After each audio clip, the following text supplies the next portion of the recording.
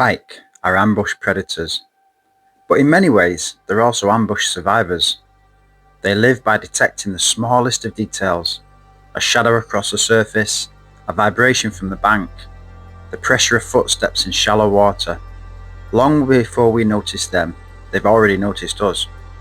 And that's why stealth might be the most powerful weapon in pike fishing. In this episode, we'll explore how pike sense us, the home ranges they patrol, and how to outwit them by becoming the invisible hunter.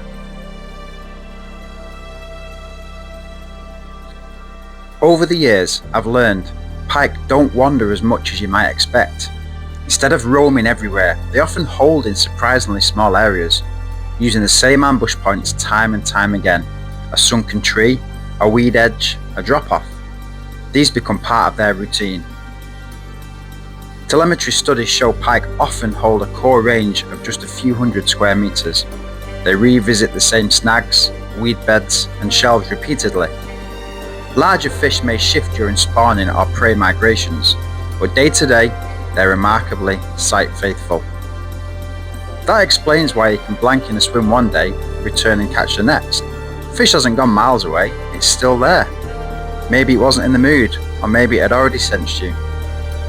I've also caught the same pike in the same area multiple times, proving this theory even more. We spend hours choosing lures and rigs, but often one of the most important battles is lost before the first cast. Pike have three main ways of detecting us, and if you don't respect them, you'll spook the fish without even realizing. Now firstly, sound. Sound travels 4 times faster underwater than in air. Drop a net, bang the hull, stomp on a wooden platform, and the pike will feel it instantly. I've personally blown swims before myself, even before I've cast a line, just by being clumsy. But when I've crept in quietly, stealth mode, that's when I've had first takes on first casts.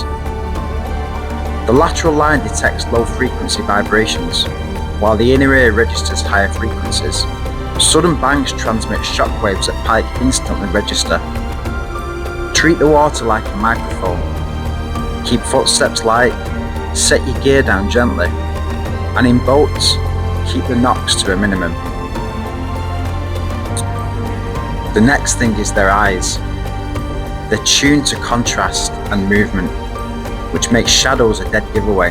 On sunny days, I've ruined swims just by standing in the wrong place. Once I even got it on camera. A pike followed my lure right to the bank. I thought he was going to take it, but instead of striking, he stopped, locked eyes onto me, and just sat there staring. I threw other lures past his nose, but nothing. His eyes never left me. I didn't catch him that day because he'd seen me first. Pike retinas are rod dominated, giving superb low light vision and strong motion sensitivity. Their upward facing eyes are especially tuned to silhouettes. Shadows against the surface stand out sharply. That's why I wear dull colours, keep low as best as I can, and always think about where my shadow falls. You don't need to vanish, you just need to avoid standing out. Now the next one's a bit of a sneaky one. Even if you're silent and hidden, your movements can still push water. If you're wading in too fast, slamming a net in the water, stomping on the margins, the pike will feel this instantly through its lateral line. The lateral line runs head to tail, packed with sensory cells called neuromasts that detect minute water displacement. It's a sixth sense that alerts them before they ever see you, something we spoke about in episode 1. So move slowly, wade carefully, and when you cast, think about sequence. We're at the far side of the swim first, then midwater, saving the close margins until last.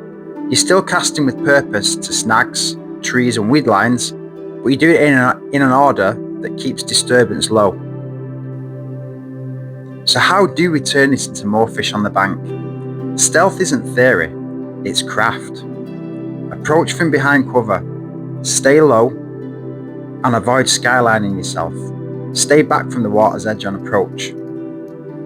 Some of the best pike live tight to the bank, and they're the easiest to spook. Fish swims like peeling layers, far, mid, and then margins. That way you never blow your closest chances before even starting. If you're in a boat, be slow on the electric, no bang in the hull, and cast ahead of the drift to reach the untouched water first. The truth is, pike often detect us before we've even made a cast. Sound, sight, and pressure. Their senses are wired for survival. Add their small home ranges and stealth becomes the angler's sharpest weapon. Always think quiet, think shadows, think far to near. Approach like a hunter and you'll catch more pike. That brings us to the end of Pike Biology Explained. Across this series, we've looked at their anatomy, their feeding habits, and now their senses and stealth. Understanding the predator makes you a better angler, because to catch more pike, you've got to think like one. Thank you so much for watching, and if you've enjoyed this series, please like, subscribe, and hit the bell for future adventures. And drop me a comment, what's the best stealth tip you've learned while pike fishing? I'd love to know. Until then, tight lines.